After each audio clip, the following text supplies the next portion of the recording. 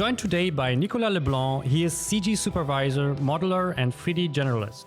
Nicolas started his career with commercials and music videos until he switched over to VFX, working at MPC, Mikros, Framestore, and ILM on films like The Jungle Book, Avengers Infinity War, Thor Ragnarok, Doctor Strange, Guardians of Galaxy, Man of Steel, Prometheus, and many more. Yeah, I mean, I'm basically talking all day long, like, because we are doing like calls with the clients, via like Skype or something, and meeting. I'm doing meeting a lot, and I'm like, as I said, making people talk to each other, to solve things, to answer questions, and to define like way of doing things.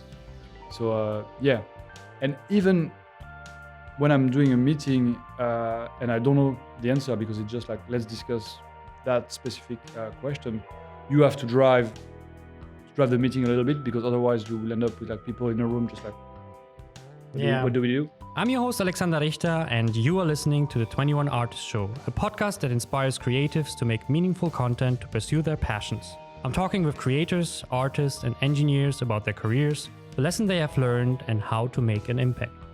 Enjoy the show. This is also like a special episode, since the first time my guest is in the same room as I am. So welcome, Nick. Thank you very much. I mean, I'm really pleased to be here with you and to do that together, because it's also a first for me. We were just like talking about it earlier, and yeah. But you can talk, I know that, because as a supervisor, I think this is like a basic skill. I already had like the first question. This was kind of like, how old are you and why? Well, yeah, I'm actually 40. And why am I so old? No, that was okay. That was the icebreaker. No, but we always start on this show basically with the first question that goes along like, what's your background, to give a little bit of fundamentals to the whole story. So like the reason I wanted to talk to you is basically because you're a supervisor and a lead also for years now, and I like the style how you lead, and this made basically the idea of this whole episode. But before we can dive into that, I would like to get a little bit like the background of you. And so the question would be like, how did you end up like working in the most iconic cinema movie titles, which I just mentioned, for the last 10 years? What was the beginning for you?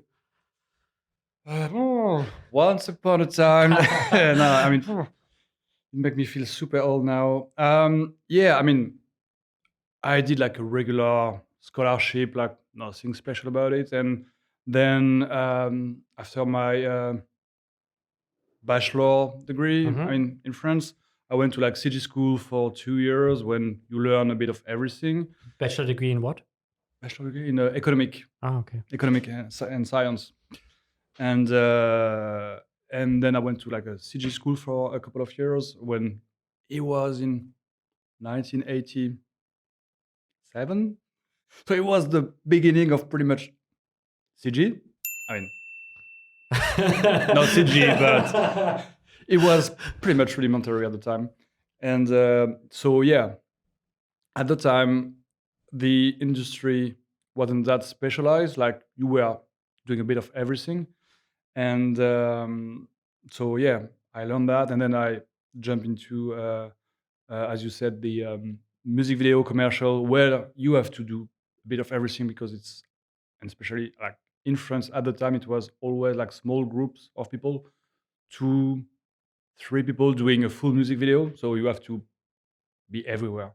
So in that way, it was a good school to learn. And then I moved to TV and cinema, and yeah, I've always wanted to do like bigger stuff, like big blockbuster movie, like fun stuff. So yeah, I ended up going to London, because it was the easiest way, because it's like really close to France. I mean, it's 2 hours of Eurostar, right? And yeah, I ended up at MPC, and from there, I moved from one project to another, and like bigger and bigger and more responsibility. And yeah, finish at ILM, which was like last year, and then I moved back to France here at Dwarf, and I'm now like CG Soup. So that's pretty much where I'm The coming short from. version. So, of, yeah, that's the short version. of the whole career. Yeah, we had this with Carl Rosendale, where he was like, I don't know, 40 years or something, and he's like, in 10 minutes he described his life, and I was like, this was the brief version of my life at the moment. Like, Yeah, I mean, I can go into like detail, but I mean, everyone would fall asleep very shortly. I doubt that, but it's was that like from the beginning your idea of going big movies, like also when you were, for example, studying, or Yeah. when came the idea of going, for example, to London, to MPC and all the big I mean, companies? London was. I mean, I wasn't aiming for London at the beginning. Like when I was like younger, I wanted to go to the US, like the big iconic studios like ILM, San Francisco, like Digital Domain, like all that. Because okay, when I was like even younger, I think like one of the movie that really made me wanting to do that job was like T2 and like the first Jurassic Park. We were talking like ages ago now. 1993. Yeah, or like 92, something like that. So yeah, I always kept that in mind and said like that's the industry I want to go to. Like big, robots, explosion, like dino monsters, like fun stuff and stuff big on screen. So yeah, I kept that target, and after like gathering some experience in France, I said, okay, what's the best opportunity for me to go to this company, and yeah, to go to the US, it's quite hard because of the visa thing. Like It even get harder now. yeah, no? it's even harder now, but already at the time it was like complicated. So like in the end, London was an easier option, and a lot of big VFX movie was actually like going to London more and more. And when I joined MPC, which was in 2011, they were already working on Prometheus, on Clash of the Titan 2, and like big stuff like that. And so yeah, I could embrace what I've always wanted to do, which was like doing big stuff and fun stuff like spaceship, robots, creature, like stuff getting destroyed. I think like a lot of people had this kind of drive to London because there was the industry lying, and you basically, if you want now to go to the big movies, it's still Vancouver, London, and maybe some parts in Germany or wherever. So you became then like last years you basically became then lead modeler. I saw on ILM. That was I started leading at Framestore on Geostorm, which was in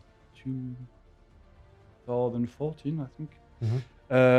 Because basically, like long story short, I did a little of back and forth between MPC and Framestore. Like basically, I did like MPC Framestore, and I mean it's a normal London thing. Yeah, basically like a movie is ending, another one is starting into another company, so you're jumping from one position to another. And yeah, it was the second time I went to Framestore. I started on that project called Geostorm, which is like a kind of a B movie, catastrophe movie. I liked it. I was watching it on Netflix, I think, Yeah. like a month ago, and I wasn't expecting anything because it looked like shit. Yeah. Like in terms of like from what like you read the story, like the synopsis, and it's like what the like what is this about? And then I watched it, and I was surprised by. Of course, it's kind of like a trashier idea. The whole idea is a little bit like it reminded me of Command and Conquer, where they use the sun. Pretty much. It's a bit over the top and what, but yeah, Framestore was in charge of the entire space sequence, with the big space station and all that. And I mean, mostly because they did Gravity, and they had Oscar. They won Oscars for it. I mean, which was well deserved. But then they managed to gather a lot of like space sequences at the time for Jupiter Ascending, for Guardians of the Galaxy, and for Geostorm. So I went as a senior modeler, and at the beginning of the project, and at the time we were like, I think, just 3 modelers, and the quantity of work was like huge, and the CG soup at the time. I mean, we basically started to build like an interesting relationship. And I mean, he was French as well, so we had like a lot of exchange, like during the working hours, like talking about work. And quite rapidly, he went to see my head of department and said, like, look, I need a modeling lead on that show because the modeling lead I've been promised is not free yet. So I think Nick could do a good job. So then I've been offered by my head of department, like, Nick, would you be happy to be the lead of Geostorm? It's like, well, yeah, but it's first time for me, so you have to back up me a little bit on that and help me. What's are the expectation? And but yeah, I mean, I'm up for it. So then I started and I started to learn the process, and then the team grows up to like 15, 16 people, like at the peak. And that's how I started leading. And after that, I went on Doctor Strange as a in modeler, then on Thor Ragnarok, and then I went to ILM where I've been hired as a lead, and I started on Aladdin as a modeling lead. And after, yeah, slightly more than a year, went back in France here at Dwarf and started as a CG soup. Yeah, that was also part of my question. Basically, if it was like a natural progression how you became lead, because sometimes it's kind of like we don't have anyone, like we have to. You are now the lead, because it sounds very natural. It sounds like kind of you worked your way, and then they needed a lead, and someone pushed you up. For me, it was just like really an opportunity, like a window came. Like, are you interested in being a lead? I said, well, yeah, let's try. And after like few shows, I said, okay, let's see if I can climb the ladder slightly higher. And sky is the limit. So did you get like mentoring support during your? Yeah, I think that's the relationship I had with that guy. His name was Alexei, who basically gave me the opportunity, or at least pushed for that. Those two first movie I did as a lead, which was like Geostorm and Doctor Strange, which were like fairly big project at Framestore, around like 450 shots with like in heavy effects, like a lot of stuff happening on screen. And yeah, he helped me, and we share experience, and he helped me like in terms of like bidding, in terms of like managing people, because end of the day, in the lead role, the technical problems is the easiest part. Managing humans is way more difficult. So yeah, in that way, he was kind of mentoring me or giving me ideas on how to manage people and how to make the team feel great. And yeah. The reason I was asking about also the mentorship is also a lot of times I see that people like thrown into leader position and supervising position more as a necessity, or like maybe also from skill wise, in terms of you're senior enough to like be better than anyone else, so you can be lead and supervisor. And that's why I kind of was asking about the mentoring part, because I think this also makes a lot of times the difference between a good lead, not only your personal drive and your personal goals. I think a lot of times it breaks down to mentorship. A good mentor always or mostly creates a good lead, and if you don't have it, you have to fight much more to find your own balance. That was basically the idea why I was asking. That's absolutely true. Like in my case, like so it was an opportunity that came, and I accepted it. And so when I started, like the relationship I started building with that CG Sup, like at the time, so we talked a lot, like on the work itself, but also like I was asking questions like, on bidding things the right way, and also he helped me to find the right balance of how to manage the team, because again, like solving technical issue is easy compared to like dealing with human problems. So that's the most difficult part in a leading role. So yeah, it wasn't mentoring me, but I was like very often referring to him like, yeah, how would you deal with that situation, because like this guy is a bit like I'm not sure, that kind of vibe. So it was giving me advices.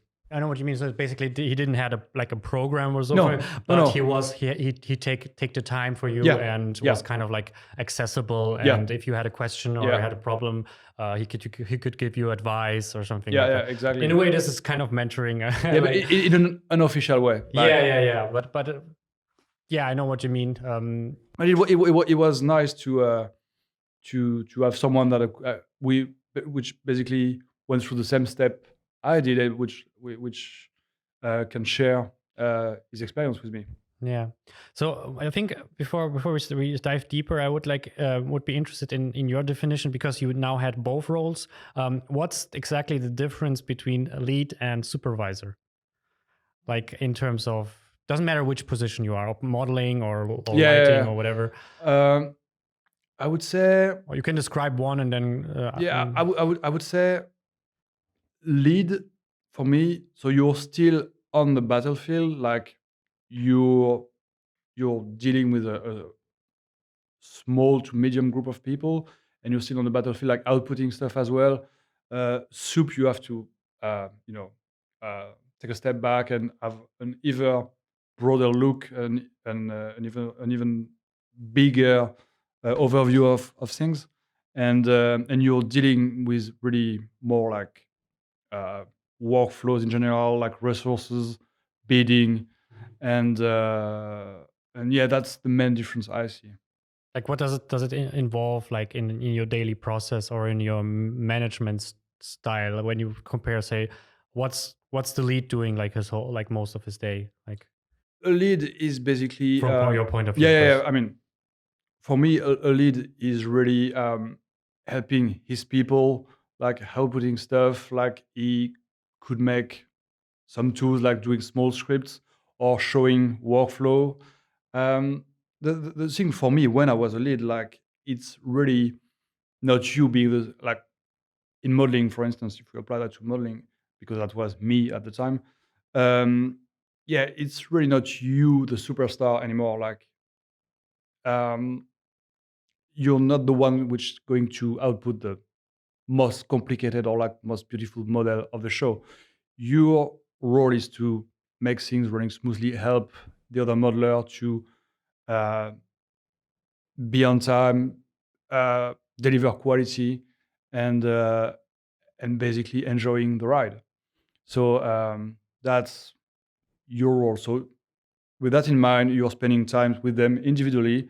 You're reviewing things. You're helping them becoming better, like better artists, and also your role is to beat stuff very fairly, to not whip them to blood and just please production. You have to be fair on both levels for the good of the show and the good of your team. So, but this is the lead now. Yeah. Like Yeah. But shouldn't the lead be the best one from all of them? Because you were just describing like being the lead as not, now you're not the superstar anymore. No. You're not the one who takes, because in a way you're the most experienced most of the time, at least not always, but generally, and you have mostly like general the most skills, not particular from everyone single individual, but in terms of broad and sometimes deepness. Not necessarily. I mean, obviously you need to have skills, because practical thing, no? I mean, you need to have skills because I mean, at least the way I see it, because you need to earn respect from your team, and they won't respect you if you're like skillless, or if you just or if you just or if you're lame, basically. So you need to earn that, and you need to prove it by sharing, new ideas, new workflows, or stuff that's going to save them time or improve the results with less time, for example. Sure. So that's, you need to earn it. But I mean, it happened to me many times. I had like more talented modeler in my team, and that's absolutely fine. It's just, you need to acknowledge that to distribute the work, accordingly. Look, you're going to give the super complicated character to the anatomy specialist, the crazy guy of the muscle that you've got in your team, and then you might have someone that is really good at doing mech, so you're going to give that guy the spaceship. So, but you don't have to be the best modeler. I mean, if we again take modeling as an example, the best modeler in the world to be the best lead. Of course, like you like there's always someone better, you know, like the expression is always an Asian kid who's better than you. It's so true. So yeah, they're just not famous enough to get your job, else they would probably get your job. No, but what I basically mean is like first the whole idea of this of me being directly questioning that is just to like dig up and understand this, because a lot of times there's a misconception, I see at least a general misconception of lead itself and supervising, like generally. So I try to dig through like questioning. But what I also see on the other side is that the lead a lot of times challenges the hardest questions. So, and not, and for example, the supervisor a lot of times does maybe the prototyping, but the lead a lot of times, for example, let's say modeling, would generally take the most complex, not always, but that's what I saw, most complex models or the most important models, for example, if you say modeling, because they're kind of like, there's like, for example, in modeling, you have the vertices, correct, you know, because there's kind of a trust in experience more than skill level. I mean, that's for me is more like senior modeler. Like you give the super complex thing to the senior, super senior. But for me, having a lead auto-tasking himself with the most complex character, let's say, I think it's wrong. Because if you're a good lead, surely you don't have the time to output that, because you have to spend your time in a reviewing session with your team, helping them. So literally, when I was a modeling lead, like I was spending, let's say, an hour and a half, 2 hours maximum at my workstation, like outputting stuff. So with that in mind, you clearly can't output like the most complex assets of the show. And I think it's, again, it's just my opinion, but I think it's not right to just like take the hero asset just for you, because if you're fair with yourself, you won't have time to output it the right way. So just give that to the right person of your team, the super talented senior guy, and help him, like, you know, doing it the right way. But yeah, as when you're in a management role, you have to take a step back of like being the super artist. Like that's gone. The joy is elsewhere. It's like helping your team, like becoming super talented artists and being proud of their work. so basically what I meant also, like, yeah, absolutely. I see the same thing. I have a little bit problem at the moment to distinguish supervising and leading roles, since you kind of broke it down to 1 or 2 hours a day as a lead already, since there's supervisor even less. But before that, basically, what I meant is not that you the most skillful or maybe even the most trustworthy, but I think that's the reason why a lot of leads, or at least what I saw, like take the pretty asset or the most important asset. It's less because they think they're the shit or they want to have the most thing on their portfolio. Is a lot of times it's more like a mixture of also time balance, because as a lead you have the most understanding of the time frame, and a lot of times it's like you don't want to pressure like your senior, like especially with overtime or something like that. And then I have the feeling that a lot of times like the lead takes it over, just not because of all this other stuff, more like because he understands the structure and understands the time frame, and then he kind of like puts it on his shoulder and then loses time to manage. Yeah, and again, I don't think that's right. I mean, it has happened to me like few times in my career. Like, okay, I'm the only one who can see clearly what's going on.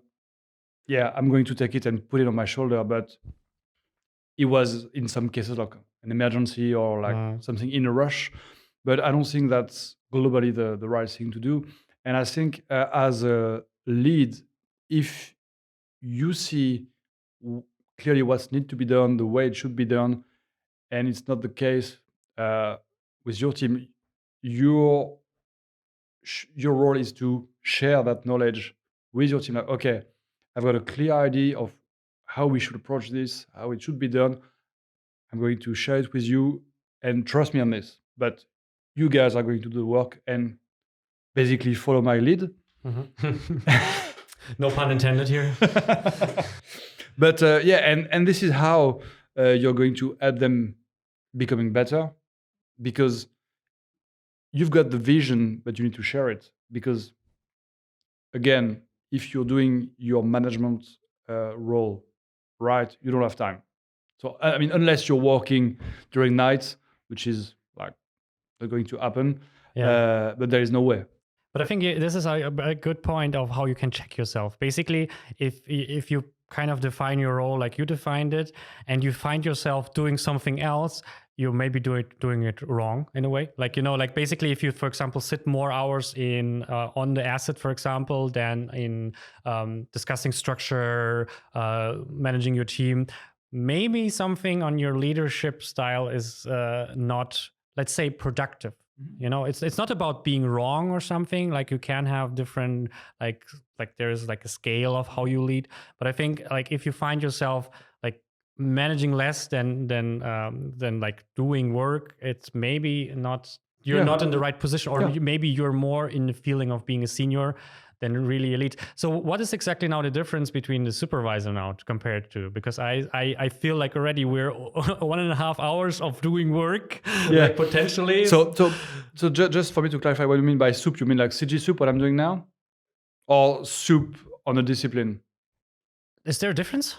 Like in terms of like different, like how you spend your time, like even as a CG super, I mean, you're a modeler, and I see you doing modeling even as a CG super, because everyone has like a specific. Yeah. Even if I would do soup, I would be CG soup. I would still be lighting, rendering, so I would have my eyes more on that. Yeah, I'm touching a bit the modeling things, because we are still in early production right now, so we are still in asset land and not yet in lighting. So I'm trying to help the modeling team, like by prototyping, but I'm doing most of the time prototypes, just to show my point. It's like, that's, what do you think, guys? Like, because I don't want to step over the actual like modeling soup. So because of my background, I'm doing that like after the regular day, like, like. So let's start. Okay, then first thing, let's say the specialized. What's the difference between the specialized lead and the specialized soup? From I think soup, you're working on like cross show, because a lead in general is on one show. You're leading your discipline on a specific show. Soup, you're usually souping multiple show. Like, you're kind of a head of department, but at show level. And so you're prototyping stuff at a very early stage, like defining the general workflow rules, like the way you're seeing stuff based on the the storyboard or the brief or whatever. And you're then closer to the CG soup and to the VFX soup, if any. And you're above. It's too abstract for me. Like, can you give me like what's exactly your daily, like, compared to if you say like your the lead is the 1.5 hour like doing the work, but the rest of the time is meetings, management of what is the supervisor doing? In my case, because like right now I'm a CG soup, so I mean like the top of the pyramid. Pretty much. That sounds very arrogant, but yeah, I'm kind of the big boss. The pharaoh. I'm joking, but he's not joking. He's really though. I'm spending most of my day in meetings, like a lot, with different. I mean, at the moment, one of the biggest chunk of my job is like making people talking to each other, because as I said, we are like very early in production, so we've got many issue to solve, many solution to find of like or way of way of doing things. So when someone raised me a problem, like, okay, we've got that issue, so I'm talking with the coordinator, like with production, and then I'm setting up meetings. Okay, we need to have, as an example, like rigging and animation and surfacing. I mean, randomly. We need to have them in the room, and we need to talk to each other to find the best possible solution for that specific problem. And once everyone is happy with a solution, we need to put that in place. So I need to talk to the devs or the TDs, say, okay, so we come up with an ideas. What do you think, guys? How we can like put that into the pipeline? Is it feasible? Like, and then if there is a feedback from the dev or the TDs, we can do another one and adjust. So I'm trying to connect the dots. But what's the difference to being a coordinator? Because in a way you like you said you try to connect the department, which is basically also like the higher level of coordinator basically also doing, isn't it? Like that's why I try to understand it, because that's the problem a lot of times. What I've got in common with a coordinator is the babysitting aspect. No, but that's the big issue. Basically, one of the, like, before we can even dive into like it's kind of the issue, I think, of also of this knowing what your role is, because a lot of people don't understand what your role is. A lot of people, that's why a lot of people drift off of being hands-on, because they think there is like a coordinator or someone else who does the management job, No, and I'm on just the coordinator is really on a specific department, and the job of a coordinator is to make sure like the team has everything they need to work, like have feedback from myself, from another department, and they've got the feedback from the client, and basically they've got everything they need to work, and also to check with them if they are on time for delivering. Okay. From a schedule point of view, you know, but not in the slightest from a technical aspect. I think what I saw you doing is kind of raising questions, which is like typically not a coordinator thing. Like they're normally more like organizing, raising questions, for example, organizing, like, for example, oh, we need to talk about that, and but they normally don't raise questions per se. Yeah. But I see you, for example, raising questions like, do we know what to do with the viewport in animation, or la la la.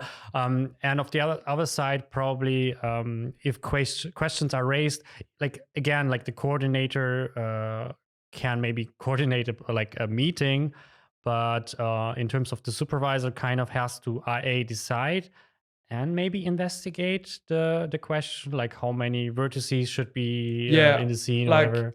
what I'm supposed to have is like I'm supposed to have like a global overview of like where things should go. I mean, of course, with the help of the devs and the TDs from a like super technical aspect of things, but I've got like a general vision, and I'm sharing it with like the other super of department, and we agree on something, and then I need to help them, I mean the subs of each department, to be able to work as they should, as they want, and to make things go smoothly, being delivered on time, and if there is a specific issue, I need to find a solution for that, or if I'm not finding it myself, I need to find the right person, the person who knows, and I need to connect them together and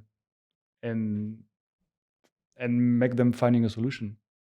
I don't know why, but it sounds also like a lonely place to be in, because it sounds like you're in any department, and in no department is at the same time. There's like, because if you're like, for example, lead, you know, like a specific area, these are my people, these are the people, like this is my specialty. I have to focus only on this. So this is also like the blessing always you have if you work on something. It's basically this thing of like, okay, you don't have to care about, generally you don't have to think about the production. That's not like, not in a highest sense. Yes, you have to, if you someone gives you a deadline, yes, but your focus is basically to produce the best model, your best as a lead or as a modeler, for example. But your focus is not like think about any department that exists in this whole thing. At least that's the best case, but this is not your focus, you know? And if you're like in this CG supervisor, you basically are everywhere, but also nowhere at the same time. Yeah, that's the tricky part of it, because I'm doing catch up and meeting with production, and they are coming to me with like special needs, like, okay, we need in 2 weeks to deliver this amount of shots. So they ask me if that's feasible. So if I'm saying like, yeah, I think that's absolutely doable, then it's my responsibility to make everything it needed to make that happen. So to coordinate every effort, like to have all the assets ready, for example, to have all the animation approved, like to gather every material, to um, trigger every development that need to happen to have lighting and comp being able to output those shots. I think this is also like the issue of the whole thing. It's even hard to, and like even if we talk about it, it's still hard to really put the finger on it, and it will be also dependent on the company what exactly your position is. Since we are kind of like over jumped now the specific supervisor, we kind of jumped to the CG. If someone already has like the lead, already has the touch on every artist, like what exactly does the supervisor do then? I think the difference is pretty much the same. I can see now as a CG soup, like when you're a lead, like you've got a team of artists that you need to take care of and also like, drive.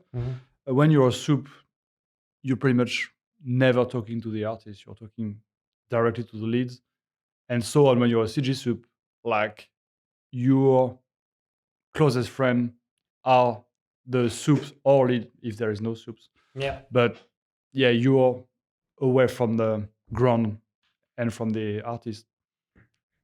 In a way, that's sad, but like on big shows, they're like Impossible. it's impossible. There's too many of them. Yeah. I'm just reading like a book. I think The Way of Possibilities. I think I have to look it up. And it's about there's like the man who described like create possibilities in life, and he is like a conductor for an orchestra, and he's like changing basically like the orchestra every like days, basically weeks, because he just have this small arrangement, and then he moves on. And he said like I wanted to know my the people who are playing, like the musicians, but it's impossible. Like there's like hundred of people every week or every month. It's impossible to know them, but it will of course help the general like interaction, because if you know people, they're more motivated to work for you. I'm trying to improve that. I mean, I know some of the artists. I mean, because I saw them for a while, so I mean, I can remember their name, but I mean, it's potentially 20% of them, if I'm honest. So I'm a bit disconnected from the battlefield. Yeah. But that's the price you pay when you're like talking to an higher end aspect. Yeah.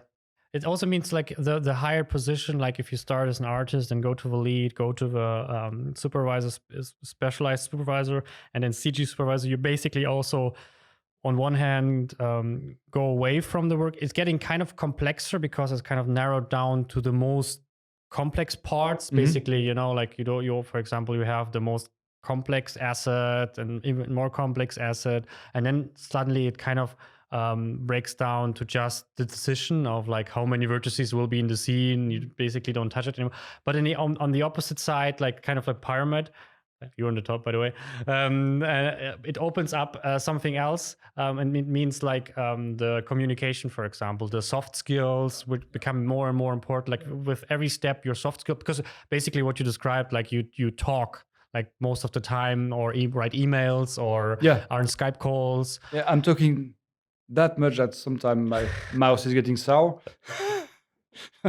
But yeah, I mean, I'm basically talking all day long, like because we are doing like calls with the clients, via like Skype or something, and meeting. I'm doing meeting a lot, and I'm like, as I said, making people talk to each other to solve things, to answer questions, and to define like way of doing things. So yeah, and even when I'm doing a meeting and I don't know the answer, because it's just like, let's discuss that specific question, you have to drive the meeting a little bit, because otherwise you will end up with like people in a room just like, what do we do? Yeah, that's also like a question. Did you feel like you needed to step up your social game, like when you started to become more supervisor, really like learn how to open people, how to I wouldn't say adjust yourself, but adjust your communication so they kind of do what's needed to be done? You have to, because when you're a CG sup, I mean, you're kind of driving the vibe of the show. Like, let's say one day I'm coming on the floor like very grumpy and very like in a bad mood.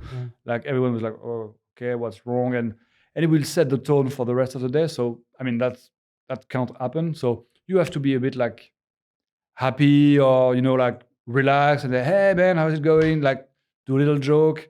And even if you're tired, or if you're like in a bad mood, you have to just let it go and just like, yeah, hey guys, how are things doing? And like spread at least a little bit of happiness. Yeah, I was wondering, like I noticed that with you. That was one of the reasons I was kind of decided to put more contact in us too, because I noticed like there's something. That's also the reason you're here, basically, or we're doing this, because I noticed there's something where you put energy in the right places, like put energy in communication, in positive vibes. And I was wondering, like, because you were, for example, I remember you sometimes, even in your writing, you're like, hey, what's up, man? And I was like, very American for me. Like, I mean, it's not very French, for example. It's very American. I'm trying to be fun. But I was wondering also, like, is like how natural does that come from you, for you, or like in terms of natural, in terms of maybe you learned that, or you sometimes need to like decide for yourself, hey, this is part of my job, so I cannot be like grumpy. Like, how natural and how much do you need to push yourself to stay that course? I don't mean fake or something. It's not about faking. It's about it can't be fake, because it will be like noticeable like right away. Yeah, so that's what I mean. It didn't feel fake with you. I was like, how he get this energy? But I don't know. You have to take a step back, and I mean, the job is supposed to be, the job we are doing in that industry is supposed to have a bit of fun. I mean, we are not mining or anything. So you mean like doctors saving lives or something? Yeah, I mean, don't get me wrong, the job can be hard for other reasons. Yeah. But end of the day, we are doing entertainment. So it's cool, and it's a job I've always wanted to do. So I'm not here because I've got no choice, like. So yeah, that itself is already like inspiring, motivating. Yeah, and even when you've got a tough day, like nothing is working, like people like are stressed, and you have to keep up, the good vibe, at least a minimum. Like even when you're like desperate, like singers. You can curse here. That's no problem. Not really. like you have to you have to see your team as like, guys, okay, pipeline is broken. Okay, beer is on me tonight. Come on, let's try to output something. Let's you have to keep the vibe, because otherwise, there is no point. Yeah, sorry, because usually we are on long show. When I was working in in London, it's usually a movie that goes for a solid year, and even what I'm doing now is going to run for 2 years. So we have to be quite in a happy vibe. Otherwise, it's just like it's just this kind of description of like. How was the description? It was basically you should invest in your shoes and your mattress, because you will spend two-thirds of your life in them. And in a way, it's like with your job or your chair. You can also add to that, because and the same thing is with your job. Like literally, you spend 1/3 of your day, a little bit more if you want. Depends on. So like being like doing it like just for the money. Yes, of course, in a way, but it's just a perspective. It's like I can be one of the cleaning, I want to say cleaning lady. I want the cleaning guys here, and still kind of enjoy it because I do it for something that inspires me, even if the job is maybe not the most inspiring, or the moment is maybe not the most, maybe it's like a shitty day. But in the end of the day, it's like why I'm doing this, and just doing it because of the passion, but the passion is kind of destructive.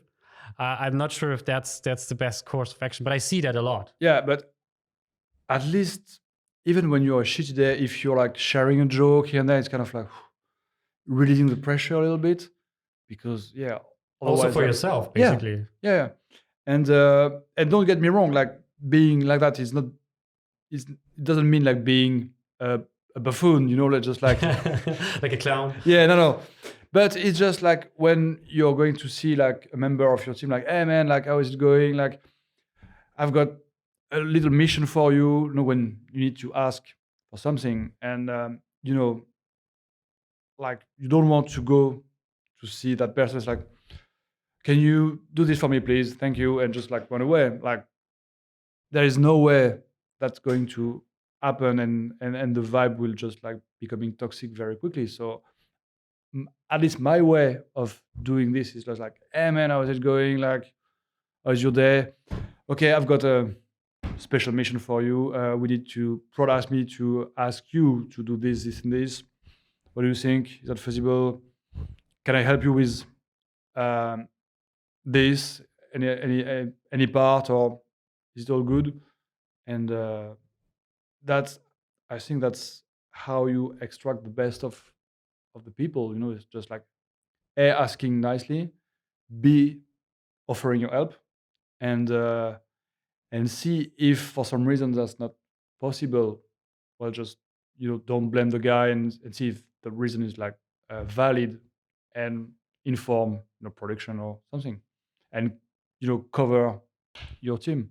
The whole funny topic, it's like it's not just for kicks. I think one of the reasons I was pushing on that is because, from my experience, the most like funny or like relaxed like supervisor or leads were also most of the time the most capable, at least as the leads. I don't want to judge on their skills or something, but the most times it's kind of, if they don't take themselves too serious, they a lot of times are more joking or more open and not like so grumpy, I would say.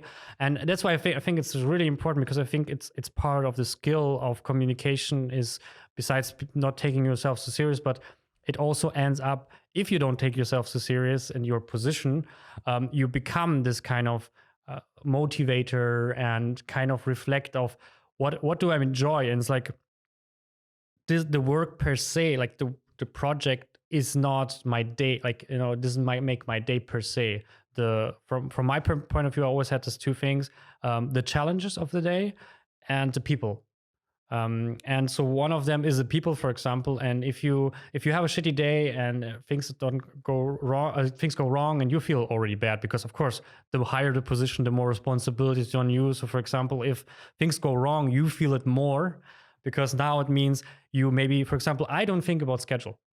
As like a mid TD, senior TD, I don't think about schedule. I don't really, in quotes, I wouldn't that mind, because that's not on me. Someone tells me a schedule, then I do that, of course. But in general, it's like I do as best as I can. But for you, for example, you have to think about delivery. You have to think about other departments, like delivery, not like just the clients, just delivery for the next department. For example, if lighting is not finished for compositing, then it's like on you.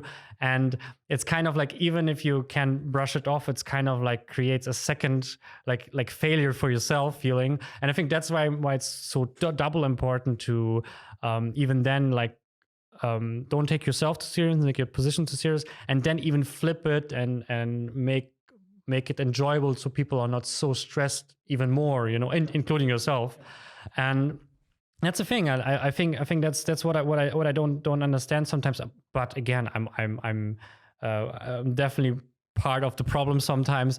Is this not understanding that you are there because of this two reasons, for example, at least from my point of view, and like being so involved in this project and in the missed steps sometimes of it, that you kind of lose like being happy or being like fulfilled, and you're like, damn it, this is like stress, and I'm like in the end, I sometimes reflect on myself, like, why, like, like there's no reason to push myself so hard, like negatively, and then others, of course, like because like someone doesn't deliver or something like that, and then I need to stop a lot of times and like, oh man, why do I create negativity in any way? And I think as a lead and a supervisor, it's your responsibility even that you're not just like okay and don't stress others, like even motivate others. And like even in the hardest times, it's kind of like your at least in a little bit your responsibility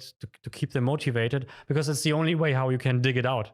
If you And end of the day, like if you're friendly with people and you're trying to preserve them from being stressed, or you know uh, because the time will come when you need a massive push. I mean, every production like has its crunch time, right? So if you've been basically an asshole with people all along, like when you actually need them, they will say like, no. And on the other end, if you've been like nice and friendly and fair, and when the crunch time will come, people will follow you, because if you go to them and say like, dude, I mean, this is the show is coming to an end. We need to deliver, so we need to work this weekend. We need to stay late, like whatever. Can I count on you? I mean, it's serious. I mean, most of the time they will say, "Yeah, man, I'm with you." And for me, that's really crucial, because there is no point of being a dick and pushy at the beginning or in the middle of a show, because what end of the day, what you want is to deliver the show, and you want to be able to count on the people when the crisis is there, and even on the next show. So you want to establish like solid relationship, and uh, you want to earn respect, you want to be trusted, and it needs to go both way. Like you need to trust the people you're working with. So basically, you need to build the relationship, and I don't think you can build a long-term relationship by being a dick. yeah, but how do you build it? Like because yes, for example, okay, you're not putting people down. Okay, that's the thing. But how Yeah. do you build it? Or what's your like? Well, keys? I think by communicating, by just not relying on email and and instant messages, by Like personal. going to see them, sitting with them, see what's their problem, trying to help them, offering your help. Or like if as an example, uh, another methodology to save some time and make their life easier, just like share it. That's what experience is there for, right? So I think basically you need to give. I mean, if I need to simplify the thing, you need to give to people before receiving yourself. So you need to give your time, you need to give your energy, and you need to listen to them and solve their problem, and basically make their life easier. And then I think this is how you establish a long-term relationship in at work, at least. I mean, in other aspects as well, but we are talking in a working environment, and I think for me that's worked the best, and for me that's really the difference. I mean, we talk about it like in other chit chats we can have. Like that's the difference being a boss or being a leader. Like being a boss is just like whipping people to blood just to make things happening, pretty much. Hey, it was different times when we described the pyramid, which you were Yeah, on yeah, the yeah. top of it. Yeah, That was the time when you have people whipping here. and for me, being a leader is like, okay, really like going next to your people and helping them carrying the burden, and I say, okay, let's go this way, just like follow me.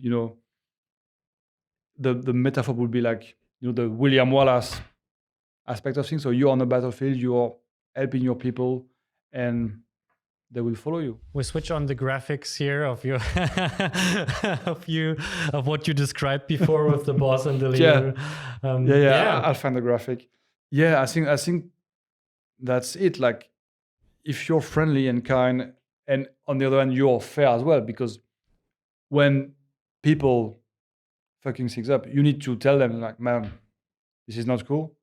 Like, you fuck this up, so let's fix that. I can help you. As because I think it's also helping people to let them know, like, man, to grow, basically, also helping them to grow. Yeah, of course. Like, without being a dick. No, being fair to them. Like, okay, this was the wrong move or the wrong choice. Okay, shit happens. Okay, let's fix it. I can help you fixing it, and let's work this together. And most of the case, I mean, you will always have a specific case when it's absolutely not working because you're working with an idiot or an asshole. But if you exclude that, shitty things can happen. But if you're there to like flag that to them in a fair way, and help them like learning from that failure and then growing, that's exactly what you said. Like, you help them growing, and that will benefit in the next show or in the next asset or in the next sequence, or and I think as a manager, that's the goal, is to help people growing and one day maybe becoming a manager themselves. I think one of the things I kind of do now in last times, since I'm also growing in my like positioning, especially like, for example, as a TD, you are always a little bit in the more interactive roles between all. It's kind of like in terms of how you jump between departments, it has this supervising feeling a little bit, like you decide a lot of high steps, even if you're not maybe the lead, but you have a lot of this responsibility, and you jump between every department. Basically, every department is also relying, they kind of ask you what to do. Like, they have this issue or they want a tool. And for example, one of the things I do at the moment, and I kind of liked it, and I think it's at least my advice, and I will continue that, and you can stretch it out in general, is being more transparent as I can. So for example, what I like to do is writing an email, like at least every month, like a newsletter, you can say, which was basically I did it a lot of times because there was something like it's missing. So I took like, okay, I like to, I know also that means also don't write boring emails or boring messages. It should be something what you basically described that could help people. Like, for example, there's something new development you should know about, but maybe it's like no one really wrote an email about that, but you should know maybe some tips. Like, I sometimes like found like something on Maya. I wasn't sure if everyone is aware of that. So I wrote like a paragraph about that. And some like basic development. And I noticed kind of, at least from my feeling, I don't know, like I didn't have much feedback, a little bit maybe, that it kind of like people feel there's something going on, and they connect that also a little bit to you. And it's like, okay, cool, there's someone who cares. Yeah. I mean, on a daily basis, I mean, it's funny you say that, because I had similar conversation with like the coordinator lately and other soups here, because I'm a bit old-fashioned in a way that when I need to communicate with people, I'm using mostly emails. I'm not a big fan of using shotgun notes. I mean, we're going into super specific here, but using like shotgun notes or tickets. I mean, I'm usually like writing emails to the people I want to talk with, some maybe other in CC, and then I'm most of the time doubling up by like going to see the person like an hour later or something, like, hey man, did you see my email? All good. And for me, I think that's super important, because if we just rely on like receiving tickets and notes and on a shotgun page without any human interaction, I mean, I'm not a big fan of shotgun, to be fair, because I mean, it's a cool piece of software, but it's also too vast and too complex. Yeah. I mean, there is, I think, too many things. Yeah. So that's why I'm relying on emails. Like, let's say I need to communicate with you, like, as an example, let's say I'm a modeler. I've just like published a new model. So you're a rigger. So I'm going to like write you an email, like, hey, Alex, I know you're in charge of that characters. So I've just updated the model. I'm going to CC my coordinator, and I'm going to send the email. And in an hour or two, but when I'm going to, see another person, I'm going also to step by at your desk, like, hey Alex, like, have you seen my email? I've just like update the model. Is it all good? And so that's what I was doing when I was a modeler, when I was a lead, and that's what I'm still doing as a soup. So of course I'm not publishing model anymore. I mean, most of the time. Shouldn't be. Should be. I heard there's no one should do that when he's in a supervising role. But okay, like if I need to interact with someone, I'm also doubling up by going live. And I think for me that's super crucial to keep that connection. Otherwise, like the job is becoming like super cold, and we are not far from the factory. It's like everyone on Skype, basically. Yeah. And I mean, I'm old-fashioned on that. I want to keep like popping at your desk, like sharing a quick joke. And it's like, hey man, how is it going? Like, by the way, have you seen my email? Like, is it all good in your land? Cool. See you at lunch or something. Yeah, I mean that's true. I mean, if you do a publish note, there is no joke involved. Yeah, it's like this one is published. I wouldn't agree on the publish emails. I think that's I absolutely kind of hate emails in general. I mean, I'm absolutely. I feel sometimes I'm the one who gets the least emails. I don't know how I manage it, like in life and in work. It's weird, but I kind of. But filters? No, a little bit. But also, I also like when I start. Basically, in every company, one of the things I do is always train the artist. Like, for example, in communication. It's not always like I have like a program or something, but it's basically I sit down. It's like, guys, for example, I did like, guys, there's like free communication. It's kind of like Skype or whatever, email, and there's tickets. And every of this free has a specific way of communication. So, for example, you can ask questions or write your jokes or whatever in Skype.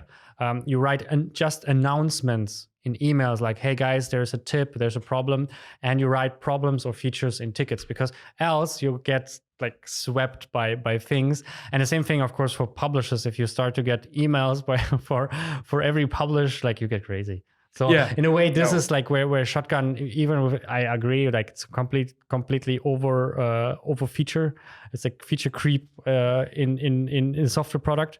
But I think in a way it's still helpful. But absolutely, I feel sometimes the over email, like relying too much on email, relying communication based on email, which I sometimes have the feeling like, I'm not sure it's me, but a lot of times I don't understand the emails. Either I'm not part of the discussion. Like basically, I'm starting in season 4 somewhere. Previously, yeah, and I missed like the previously on The Walking Dead or something. Yeah, which is a terrible show. Oh, come on, I love that show. Really? Okay. That was a sidetrack. No, but it's literally like a lot of times I had this group discussions. I literally like either I miss like the first part of this emails, and I'm sometimes don't, or I'm just fall on my head. But because I'm sitting there, it's like I don't understand this email, and I was like, oh, wow, like a short 101 or a quick like spontaneous meeting would probably solve it much faster, at least delete all the communication issues. And I think this is like also one of the responsibilities to come back to the whole topic of leading. And it's like basically what you already described in the beginning. It's kind of like bringing people together, and it doesn't mean like bringing people together in the email form or as a shotgun note, like CCing everyone in this note so everyone knows that this thing is broken. It's kind of more like bringing people together in not just personal way to having it physically in the same room, but also mentally feeling responsible to think. Because again, like if you get an email, sometimes you can't ignore it. Like, literally you see an email, it's like, it's not personally for me. It's also not my specific area, maybe. I just swipe through it and whatever. And also like in a written form, like emails or tickets. I mean, sometimes you can have like misunderstanding because you don't have the tone of it. Yeah. Someone can go like sarcastic and it will be like taken very badly or something like that. And so I think you absolutely nailed it. Like it's quicker and more efficient to have like people in the room. So yeah, as a CG soup, I have to say I'm using meetings a lot, and I'm constantly asking the coordinator like, yeah, can you put something in the calendar? Let's do a quick touch base on that subject or that subject. And yeah, if you look at my weekly calendar, it's like pretty much full of meeting, but I think that's still the most efficient and also the most humanized form of progressing. Rewarding. Yeah, basically like the two things, like what I described in the beginning, like the problem solving, the task you have, and the human connection. And if you have this two in the same, like basically in the same room, like you sit there, you have an issue which can be like generally every issue is a like has to be solved, like more or less. So it's like a challenge, which is the positive thing. And the other thing, you solve it with other people who are mostly very competent and want to solve the same thing. And if you can create this atmosphere, I think this is like the perfect day, basically. At least that's from my. The perfect day doesn't mean you have to be the most productive. It's sometimes like in terms of producing. The perfect day can be absolute for me. I felt like I was challenged. I solved the challenge with other people, and everyone added to. And you learn something from it. And everyone added like contributional to this to solving the problem. Everything I couldn't do, someone else added, and was kind of like in best harmony we could do. And I think this is like always important. What I found, I can't agree more. What I found on while I was researching the topic, because I'm very prepared here, is like the definitions of a good leader from Google. There's like 10 points, and I wanted to go with you on first because it's good to hear them at all, but also like maybe you can say something to add what you think about it. So the 10 points of what Google defines as a good leader. So I have just the top title. So, but if you need to understand more, I can read the rest. So the first one is like a good leader is a good coach. Yeah, I mean it does make sense. But what do you mean? Like, what would you mean like good coach in terms of what? What's your? It's like your. What's his coaching? I think as a coach, like you're supposed to know the people you're working with, or at least the closest people you're working with. You need to know them well, and you know how to drive them, or to make them go where you need them to be, but with their own like specificity. So that's what I'm calling like to drive them. Yeah. And also to, as we said like before, to help them growing in the same time. It's basically at the moment I just noticed it's kind of a test now becoming, because like I give you the point and then under it it's the definition, and then I compare what you say with So yeah, it's, by the way, it was absolutely true, because like at least what the definition says here, rather they use these problems as teaching moments. And I think this is basically what you describe. You give them like the opportunity to grow with the issue and not take it over, or like this is like a problem. Yeah. You're not just like using them as a puppeteer. Be good enough kind of like situation. Empower team and does not micromanage. It sounds for me very similar, I have to say. I mean that's a bit redundant, but that's third point, creates an inclusive team environment showing concern for success and well-being. I think it's more it's more of their inner things. I think it's less about like the same. It's not the same thing. I will take the well-being part, like which like circle back to what we were saying earlier, like creating like a friendly environment, and being fair with people. Like let them know when you're like when they did good, and like it's like awesome job, man, thank you for your help. And also on the other hand, like let them know when they did something wrong and help them like fixing it. So that's how you're creating a vibe of well-being. Yeah, I mean, in a way, I think it goes a little bit deeper here. I read a paragraph from Google. In a team with high psychological safety, teammates feel safe to take risk around their team members. They feel confident that no one on the team will embarrass or punish anyone else for admitting a mistake, asking a question, or offering a new idea. And I think it's a little bit deeper than what you described, because the thing is, like, psychological safety is something I have to say is definitely rare. to be really honest, like if you see, like, psychological safety means, like, basically also in a way of, like, you feel like at home, like in a way like at home, like if you see something, you tell something because you trust that no one will say like oh, like, you're an idiot, you ask too many questions. I mean, yeah. As a manager, I mean, you need to be ready for people asking as many questions as they think they need to. And of course, you need to be open to new ideas, new workflows, new everything. You need to be absolutely be open to that. Otherwise, like, there's no point. But I have to say, like, this is for me one of the most concerning situations I have generally, like the psychological safety. Even if, like, I'm not someone who needs protection or something, I'm not someone who is, like, afraid or who cannot speak up. Like, I mean, listen to me. I just want to do this kind of stuff sometimes. No, but even I feel like through time, like, I can speak up in the beginning very often, and if I see something, maybe I need sometimes balance that out, and especially in the beginning, I noticed I need to be more. I'm always, like, a lot of times I'm just starting because I kind of have this ground trust. Like, like, I don't have to build relationship because we are professionals. So I notice I need to build this trust in the beginning more than I do.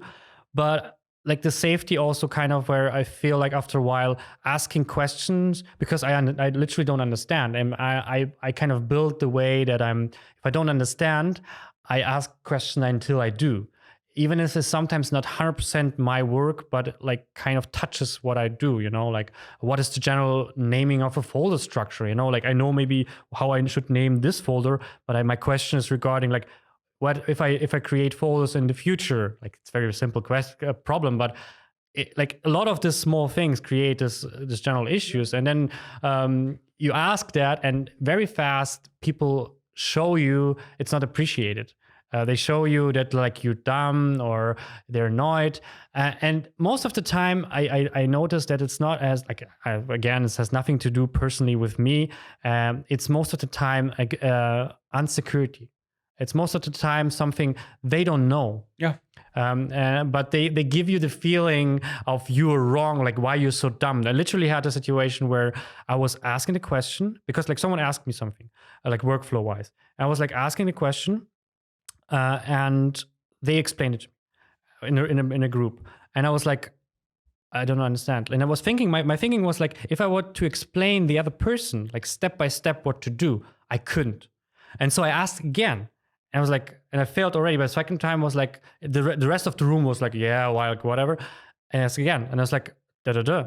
It's like, okay, can you break it down step by step? And then I definitely noticed, and the person who explained it noticed that it was not clear still. And I know that no one in the room understood the process. They just kind of were afraid or didn't care enough about asking. And this is, like, where for me, this is a very, very, very important point of, like, without, like, if we put the points of being positive and stuff like that, it's also being accessible in a way that someone, if he has a problem, that he comes to you. And even if it's sometimes a stupid problem, sometimes I have also stupid questions. And, like, if I had, like, 10 minutes put into that, I probably would have known, or if I pay more attention, I put have. But, like, I think until a specific limit, it should be kind of like the safety guaranteed for everyone. Yeah, no, I mean, I fully agree. And I mean, first of all, this is when we circle back to the beginning of that conversation. This is where your skill and your experience that you have are made for. Like, you don't fear any question because you've got a solid enough background and experience. So I'm not saying you're bulletproof, but at least you're prepare for a lot of situation, and also in parallel to that, if something come and you have no clue, you need to be honest with it. It's like, that's a very fair question, man, and I have got actually no idea. But you know what? I'm going to like investigate and I'm going to find a solution. But you have to be honest, because I mean, otherwise, unless you're a very good actor, it will be like visible. If you're trying to, Yeah. you're like, well, and yeah, and it will look lame. So I think, Lame. and to be fair, I think being if you really don't know, or if I don't know someone in your team is raising a problem that you didn't even think of it, and if you admit, oh, actually that's a fair point, I didn't think about it. Yeah, let's find a solution, but I'll come back to you because right now I don't have any. It will, I think, it will help you being closer to your people, because you're just a human after all. I mean, you can't know everything. Yeah. So admitting it is just for me being closer to. In a way, it's also kind your of what you people. described in the beginning. You spend time now for them. Like it basically comes yeah. back to the Yeah. to the investment, because instead of like brushing it off or trying to like with high, like this is what I call it, high level talk. It's kind of like, we have to work harder. This is not a problem or whatever. Kind of you talk, Yeah. but there's no solution. But literally, if you do that, what you described, and say, I don't have an idea now, I will find it out. You're literally investing in this person, and he feel appreciated because you literally take time. And one of the most, or the biggest resource someone can give to anyone is time. Yeah. And I think that's also the appreciation then that comes without, and plus knowing that someone can admit if he doesn't know, or if he's wrong maybe. And I don't think there is any question that should be an embarrassment. I mean, in a working environment, still. Sometimes I think they can, but then it's funny, just funny, Yeah, so but it's not an embarrassment if we are per talking se. like from a technical point of view, like someone's like, hey man, like, have you think about that potential problem? It's like, and you shouldn't feel embarrassed even if you didn't see it before. Yeah. So and also, as you said, like, if you tell that person, that's a valid point, I'm going to take a closer look into it, you're also valuing that people input. So I mean, at least that's how I deal with that kind of situation. But I don't think there's no point pretending like, no. But I think also this is also one of the easiest way how to find good people, is just to look at their response to problems you can feel they're not capable to understand or to solve. And basically the moment you see someone like telling that he doesn't know, and especially he will investigate, like both, like, because I also saw people agreeing that they don't know, but they kind of like ignore, like, kind of, I don't know, and it feels like, and you felt there will be no after. This is also for me definitely incompetence. If someone starts this kind of way, okay, that's great that you say that you don't know. Good for you, good step forward. But then there's nothing like afterwards coming. But now I one of the I think the if I look into people, this is definitely one of the things I see, like, who is competent in their jobs, especially in the higher lead positions. Basically, they admit mistakes, or they admit not knowing, which will happen like automatically if you have like multiple meetings. Absolutely. There will be a situation where like, I never tested this out, and they will follow it up with something that is productive, like like writing a really good email afterwards, or having a meeting later, or personally come over, and you feel like, okay, he understands it now, and he put effort and time to bring it to a conclusion. And I think if you see this two, admitting and solving, this for me is instantly, this is probably a good lead, a good supervisor, because this traits needs, you have to back down from your high position, your pyramid, and also be able to like see the project still as your responsibility, but also responsibility of, because in a way it's also an emotional responsibility, because if you come back to specific this person who asked the question, not just like, oh, I solved the problem, and it also kind of like shows that you have the management skills of seeing that it's important for this person also, not just for the whole project, just him personally. I think you can, if you balance this it's many, like you have to say, it's getting natural after a while, but it's many things you have to balance. But if you do that, I think that's already, if I see that, it's for me like, wow, this is already a sign someone knows what he's doing, and I like to be following him. Yeah.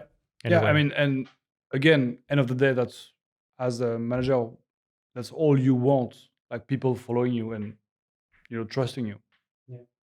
So the next point is productive and result oriented. I sometimes have the feeling that these points are a little bit weird, but let's go with that. As is productive. Point number 4 is productive and result oriented. It's kind of like a given. By nature. I mean, you have to be. You have to like solving problem. Like as you said, like every problem is a mini challenge that you need to solve, and take that done. Yeah, it's like emotional intelligence to motivate the people and help them. It's basic. Okay, I feel repetition here. So point 5 is a good communicator, listens and shares information. We agree on that. Yeah, I think that was one of the first points. But also, like, I think here is like specifically praise early and often. Like, and I think this is like I would push that a little bit, because I think this is like also underappreciated sometimes. It's kind of like, even for small.